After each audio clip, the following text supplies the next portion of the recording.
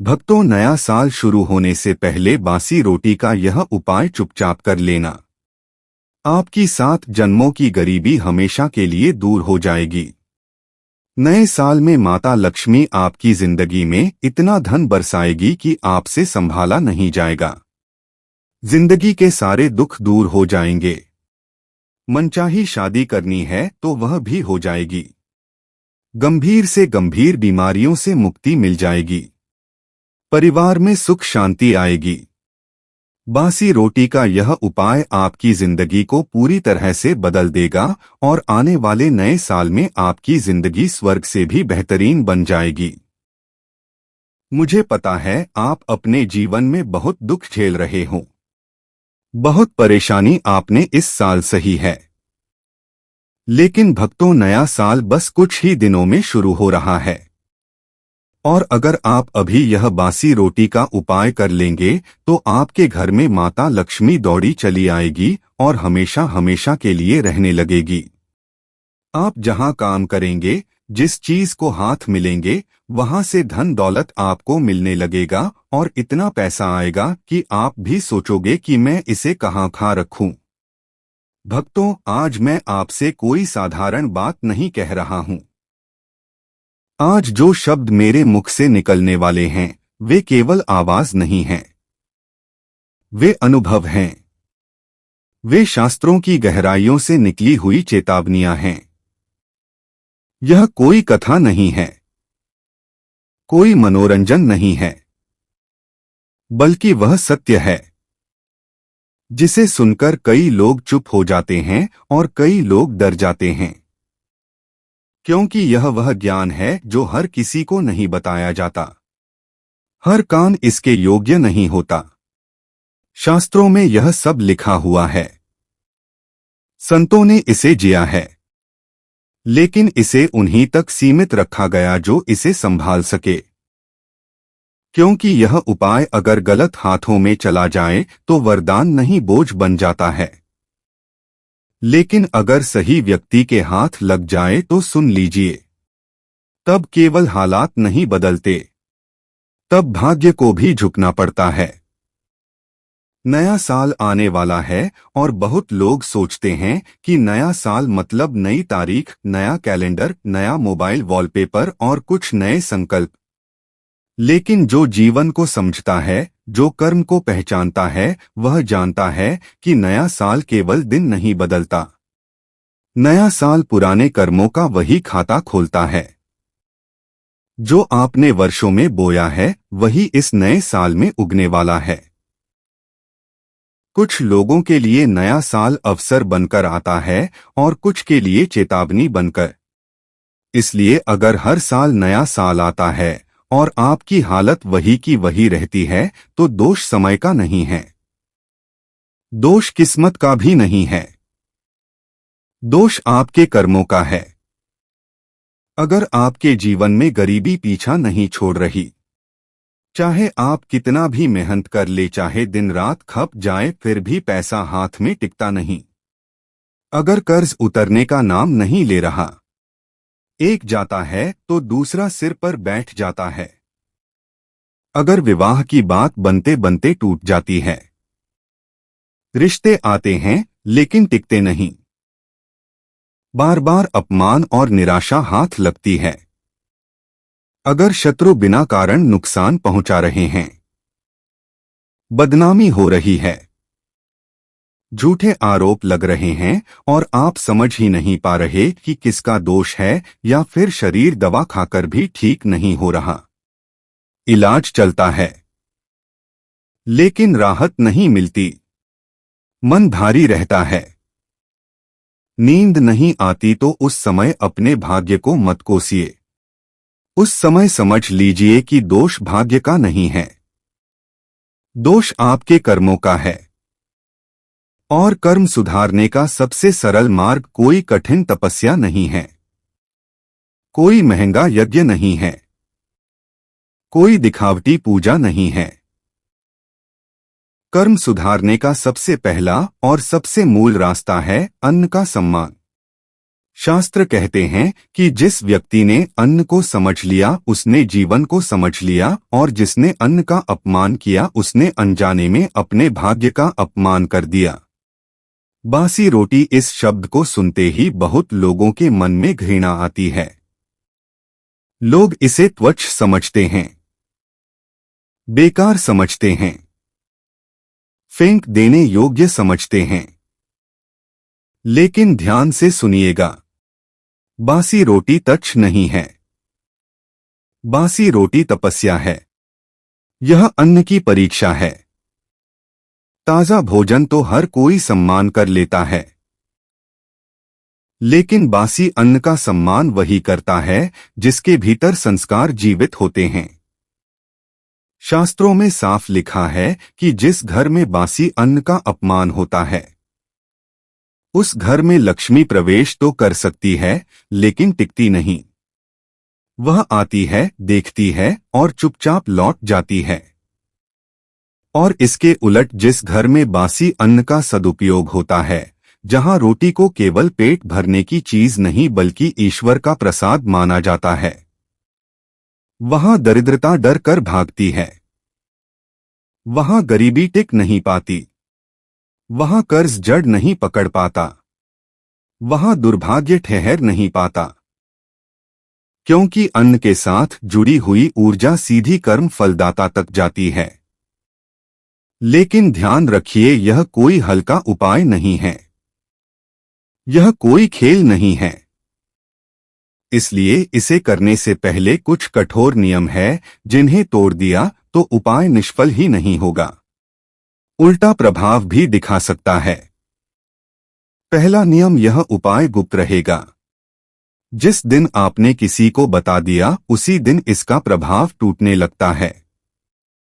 दूसरा, इसे हंसी मजाक में नहीं करेंगे क्योंकि कर्म मजाक नहीं समझता। तीसरा, मोबाइल हाथ में लेकर वीडियो देखते हुए बातें करते हुए यह उपाय नहीं होगा। चौथा, इसे करते समय मन में जरा सा भी संशय आया कि पता नहीं होगा या नहीं, तो उसी क्षण उपाय की शक्ति समाप्त हो जाती है। और पांचवा नियम, यह उपाय वही करें जो सच में परेशान है, दिखावे के लिए नहीं। याद रखिए भाइयों और बहनों, ईश्वर शब्द नहीं देखता, भावना देखता है। कर्म दिखावा नहीं समझता, नियत समझता है। और अन्न कभी झूठ स्वीकार नहीं करता। भाइयों और बहनों, अब मैं जिस विषय पर बोलने जा रहा हूं वह केवल धन का नहीं है। यह केवल उधार का नहीं है। यह उस पीड़ा का विषय है जिसे वही समझ सकता है जिसने कर्ज का बोझ अपने सीने पर रखा हो। कर्ज केवल जेब को खाली नहीं करता, कर्ज इंसान की आत्मा को भी तोड़ देता है। कर्ज वाला आदमी दिन में हंसता है लेकिन रात को जागता है। उसके घर में सब कुछ होता है, फिर भी शांति नहीं होती। और सबसे बड़ी पीड़ा यह होती है कि वह चाहे कितना भी मेहनत कर ले, पैसा आता है और फिसल जाता है। जैसे हाथ में रेत। शास्त्र कहते हैं कर्ज केवल आर्थिक समस्या नहीं है, यह पूर्व जन्मों के कर्मों का बंधन होता है। इसीलिए कई बार ऐसा होता है कि आदमी ईमानदार होता है, मेहनती होता है, फिर भी कर्ज उतरता नहीं, क्योंकि वहां हिसाब इस जन्म का नहीं चल रहा होता। वहां पुराने कर्म अपना हिस्सा मांग रहे होते हैं।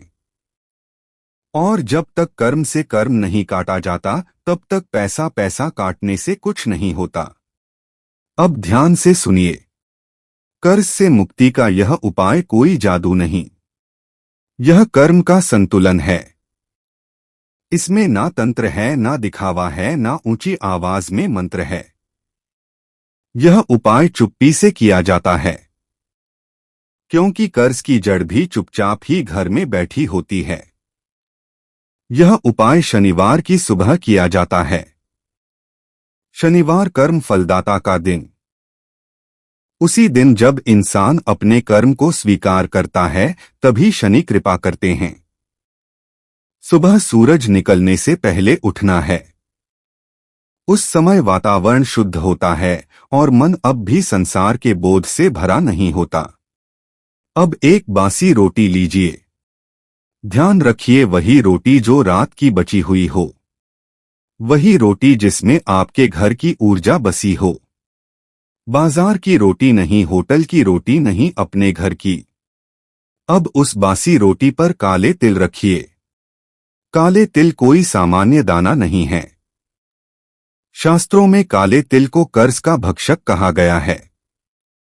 काले तिल कर्मों का भार अपने ऊपर ले लेते हैं। इसलिए हर पितृ कर्म, हर शनि दोष, हर कर्ज मुक्ति में काले तिल का प्रयोग होता है। यह केवल प्रतीक नहीं है, यह ऊर्जा का माध्यम है। अब उस रोटी को लेकर घर से बाहर जाइए। किसी को बताए बिना रास्ते में किसी से बात नहीं करनी है। मोबाइल हाथ में नहीं होना चाहिए। मन शांत रखें। सीधे पीपल के पेड़ के पास जाइए। पीपल वह वृक्ष है जहां पृथ्वी की नकारात्मक ऊर्जा खींचकर चली जाती है। पीपल के नीचे बैठा हुआ कर्म कभी खाली नहीं जाता। पीपल के नीचे उस बासी रोटी को रख दीजिए। और अब ध्यान से सुनिए। बोलना बहुत कम है। ऊंची आवाज में कुछ नहीं कहना, केवल मन ही मन या बहुत धीमे स्वर में इतना कहना है, हे कर्म फल दाता, मैंने जाने या अनजाने जो भी कर्म किए उनके कारण जो बंधन मुझ पर चढ़ा है उसे अब काट दीजिए। मैं कर्ज नहीं, कर्तव्य निभाना चाहता हूं। बस इसके बाद वहां खड़े नहीं रहना है। पीछे मुड़कर नहीं देखना है। यह पीछे ना देखना बहुत बड़ा संकेत है। इसका अर्थ है जो चला गया उसे वापस मत बुलाओ। जैसे ही आप पीछे देखते हैं आप फिर उसी समस्या से जुड़ जाते हैं। अब समझिए इसका फल। इस उपाय के बाद चमत्कार यह नहीं होगा कि अगले दिन लॉटरी लग जाएगी। नहीं, शास्त्र ऐसा झूठ नहीं सिखाते। चमत्कार यह होगा कि रास्ते खुलने लगेंगे। कहीं से पैसा आने का मार्ग बनेगा। कोई रुका हुआ भुगतान वापस आएगा। कोई ऐसा व्यक्ति मदद करेगा जिसकी आपने कल्पना नहीं की होगी।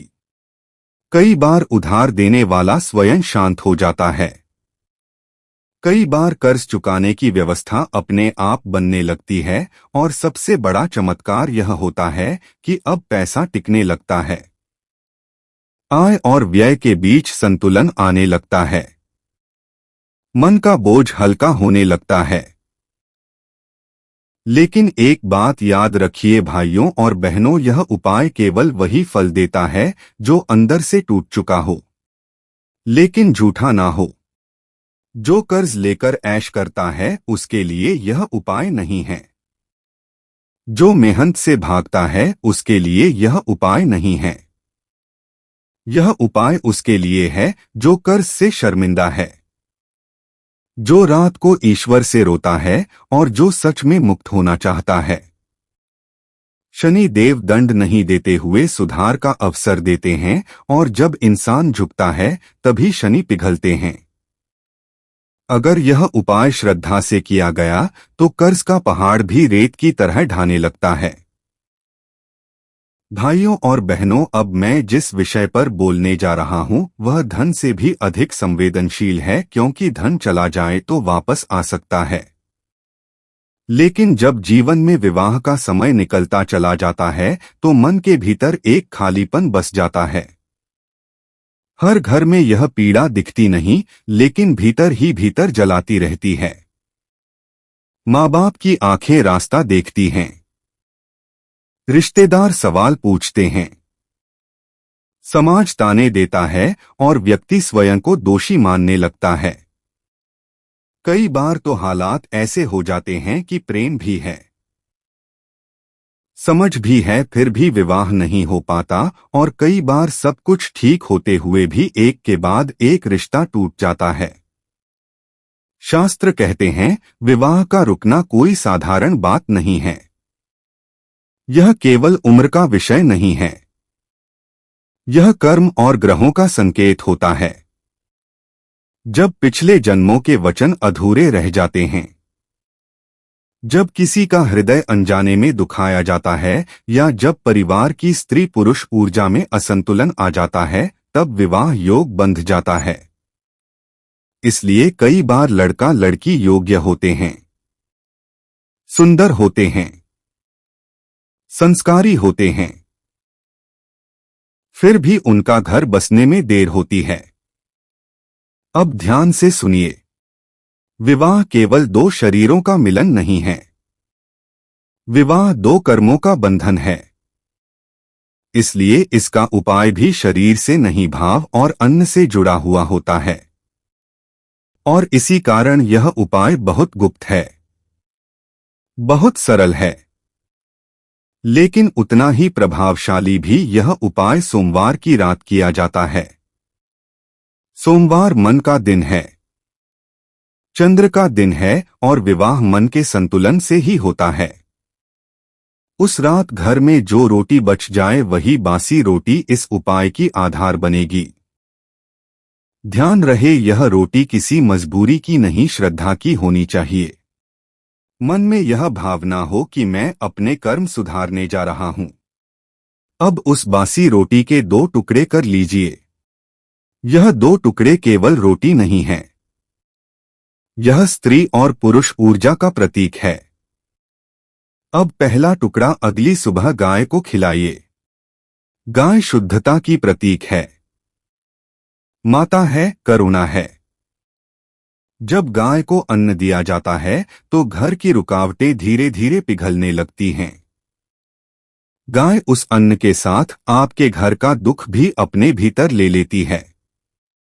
अब दूसरा टुकड़ा उसी दिन कौवे को दीजिए।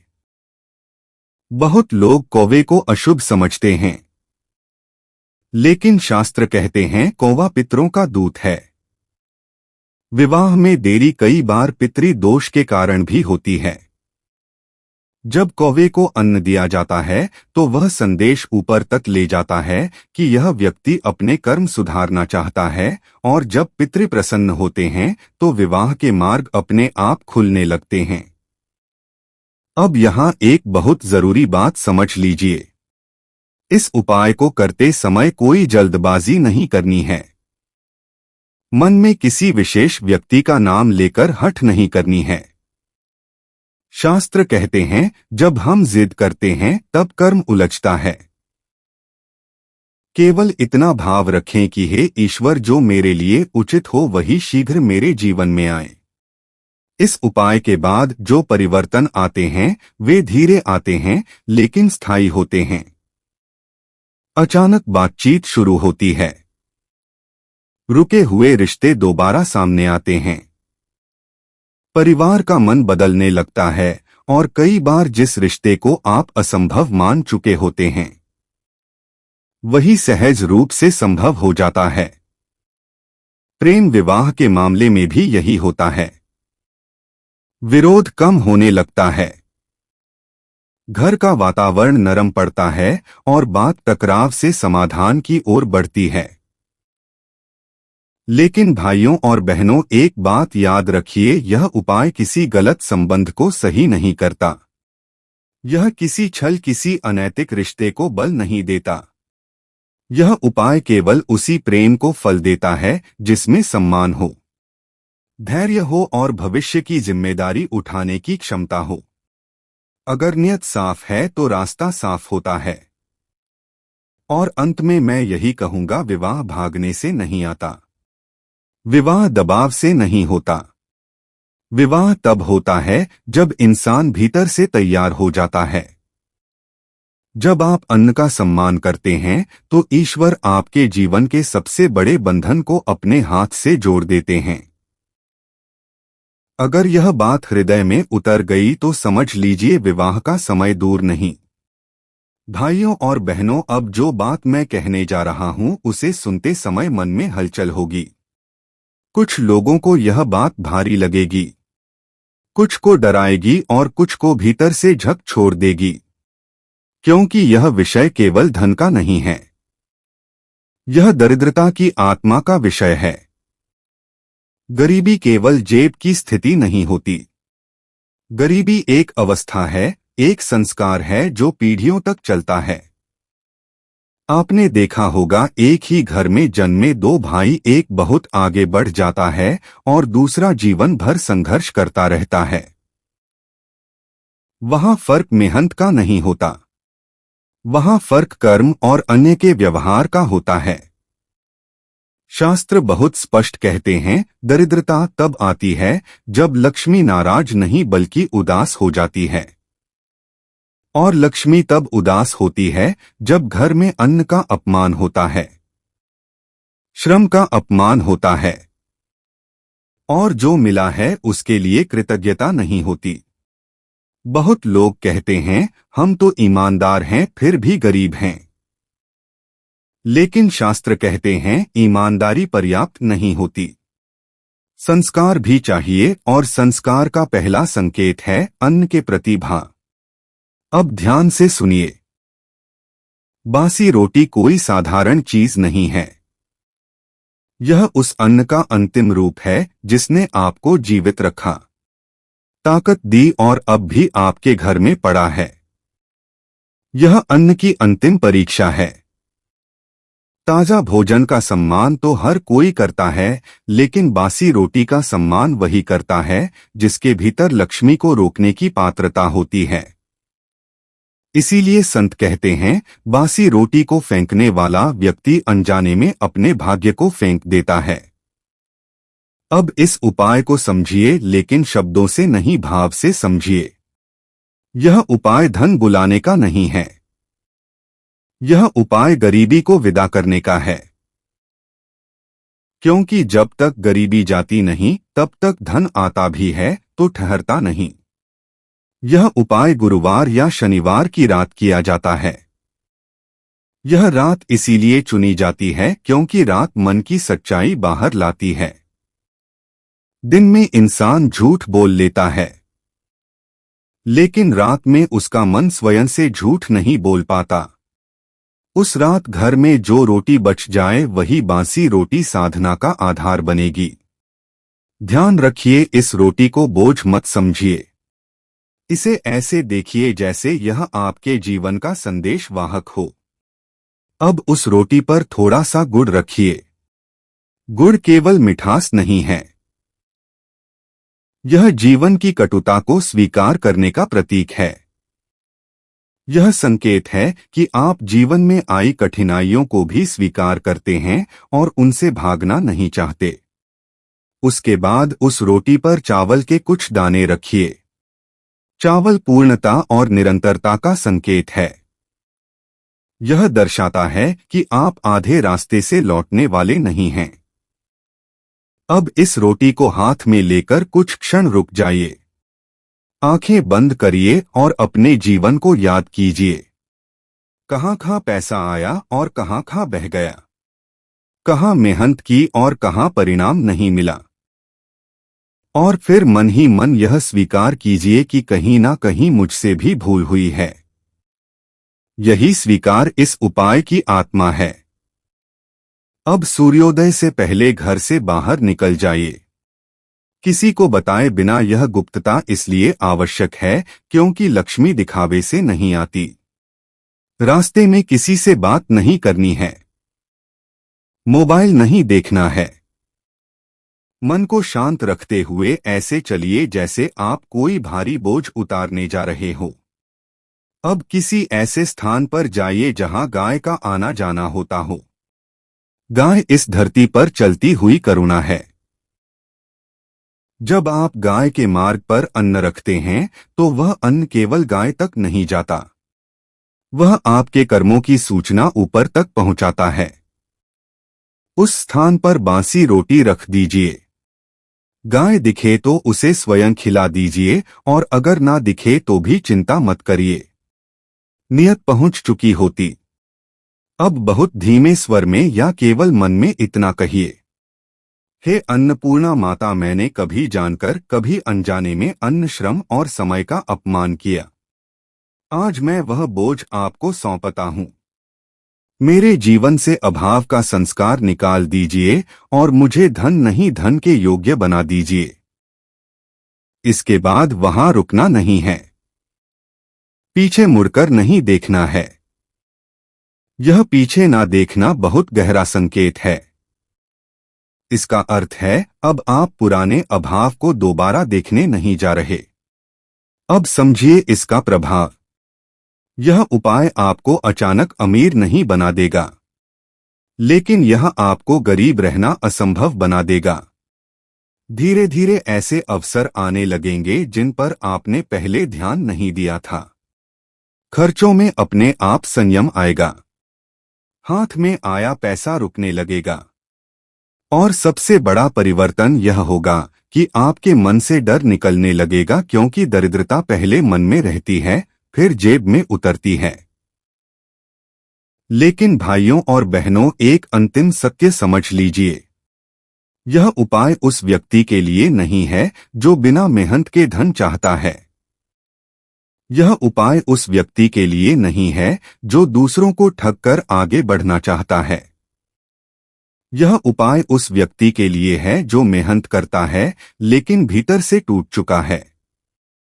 लक्ष्मी माँ रास्ता नहीं खोजती, वे पात्र खोजती हैं, और जब पात्र तैयार हो जाता है तो धन को आने से कोई नहीं रोक सकता।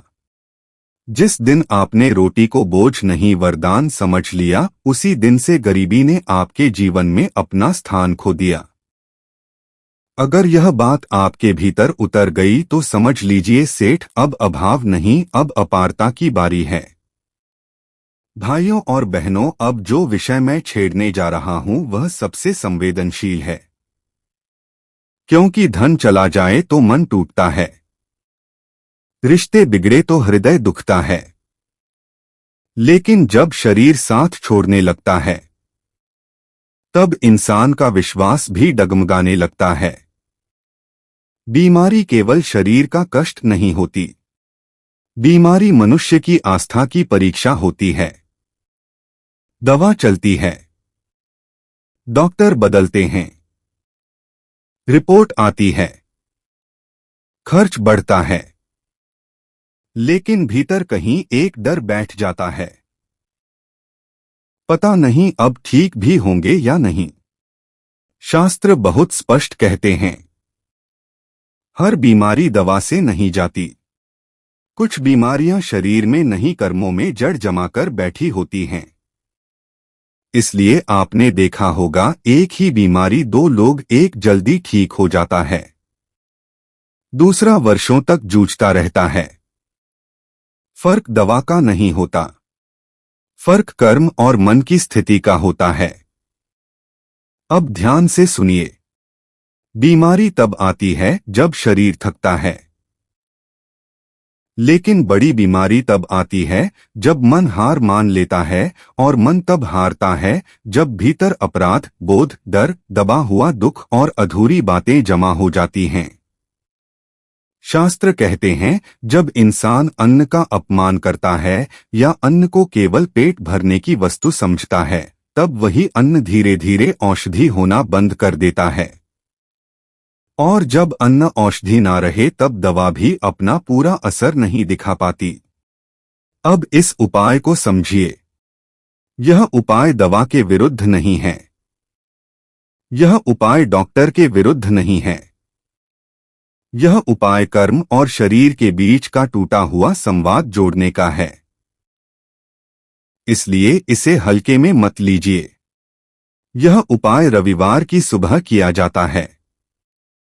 रविवार सूर्य का दिन, सूर्य शरीर की आत्मा है, उसी से शक्ति आती है, उसी से रोग प्रतिरोधक क्षमता बनती है। उस सुबह घर में जो रोटी बची हो वही बासी रोटी साधना का माध्यम बनेगी। याद रखिए, यह वही रोटी होनी चाहिए जिसने आपको पोषण दिया हो, क्योंकि शरीर को वही अन्न ठीक करता है जो कभी उसे जीवित रख चुका हो। अब उस बासी रोटी के साथ थोड़ा सा गुड़ लीजिए।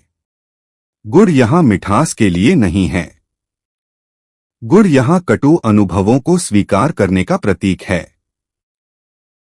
बहुत सी बीमारियां इसलिए बढ़ जाती हैं क्योंकि इंसान अपने दुख को दबाकर रखता है। अब उस रोटी और गुड़ को लेकर किसी चींटी के स्थान पर जाइए। चींटी छोटी है लेकिन सामूहिक शक्ति का प्रतीक है। चींटी अन्न का अपमान नहीं करती, वह हर कण को जीवन मानती है। अब उस बासी रोटी को वहां रख दीजिए और अब बहुत ध्यान से सुनिए। इस क्षण मन में कोई शिकायत नहीं होनी चाहिए, ना बीमारी से, ना ईश्वर से, ना अपने भाग्य से, केवल एक स्वीकार होना चाहिए। मन ही मन या बहुत धीमे स्वर में इतना कहिए, हे जीवन देने वाले, मैंने जाने अनजाने में अपने शरीर का अपमान किया। मैंने थकान को नजरअंदाज किया, मैंने दुख को दबाया, मैंने अन्न को हल्के में लिया। आज मैं यह भार छोड़ रहा हूं। मेरे शरीर को फिर से स्वस्थ होने की अनुमति दीजिए। इसके बाद वहां रुकना नहीं है, पीछे मुड़कर नहीं देखना है। यह पीछे ना देखना इस बात का संकेत है कि अब आप बीमारी को अपनी पहचान नहीं बनाएंगे। आप यह स्वीकार करेंगे कि बीमारी आई है, लेकिन अब वह आपकी कहानी नहीं रहेगी। अब समझिए इसका प्रभाव। यह उपाय तुरंत रिपोर्ट नहीं बदलता, लेकिन यह शरीर की लड़ने की शक्ति जगा देता है। धीरे धीरे दवा असर दिखाने लगती है, दर्द की तीव्रता कम होती है, मन हल्का होने लगता है, नींद सुधरती है। और जब मन शांत होता है तब शरीर अपने आप मरम्मत शुरू कर देता है। बहुत लोग पूछते हैं, क्या इससे बड़ी बीमारी भी ठीक हो सकती है? शास्त्र उत्तर देते हैं, जब मनुष्य जीने का निर्णय कर ले तो शरीर उसका साथ छोड़ने की हिम्मत नहीं करता। लेकिन भाइयों और बहनों, एक बात बहुत स्पष्ट समझ लीजिए, यह उपाय उसी पर असर करता है जो बीमारी को अपना अंत नहीं मानता बल्कि उसे एक संदेश मानता है। जो व्यक्ति भीतर से कह देता है अब मैं हार गया, उसके लिए कोई उपाय नहीं चलता। पर जो व्यक्ति कहता है मैं अभी जीवित हूं, उसके लिए ईश्वर भी रास्ता बना देते हैं। बीमारी दंड नहीं है, बीमारी संकेत है, और जो संकेत को समझ लेता है वह पीड़ा से आगे निकल जाता है।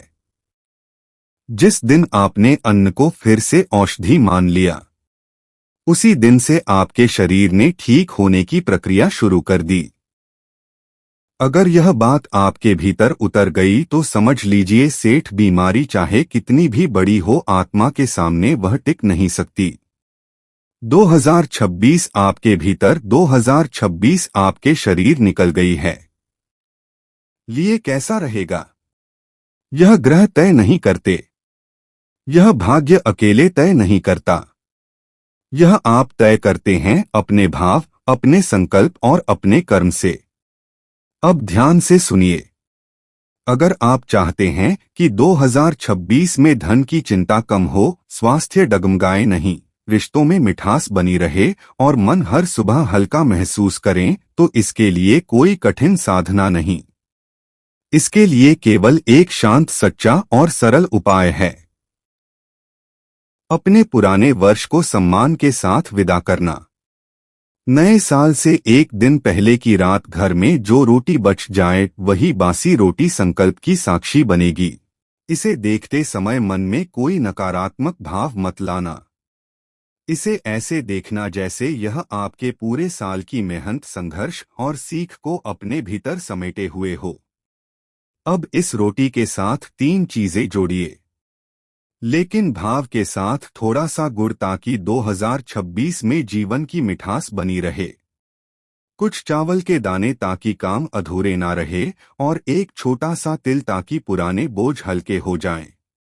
अब इस रोटी को हाथ में लेकर आंखें बंद कीजिए और अपने आप से बहुत प्यार से इतना कहिए, मैंने जितना किया उतना कर पाया।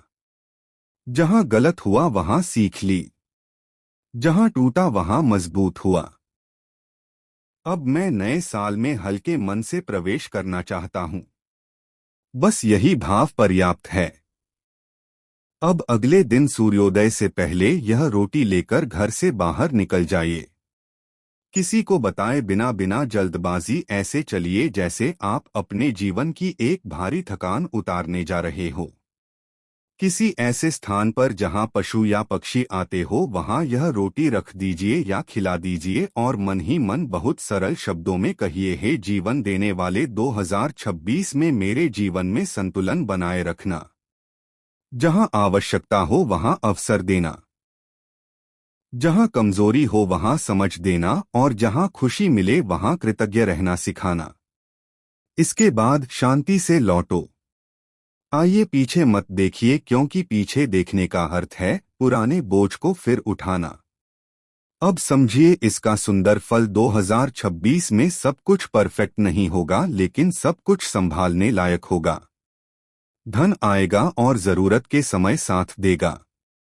स्वास्थ्य साथ देगा और अगर कभी डगमगाया तो जल्दी संभल जाएगा।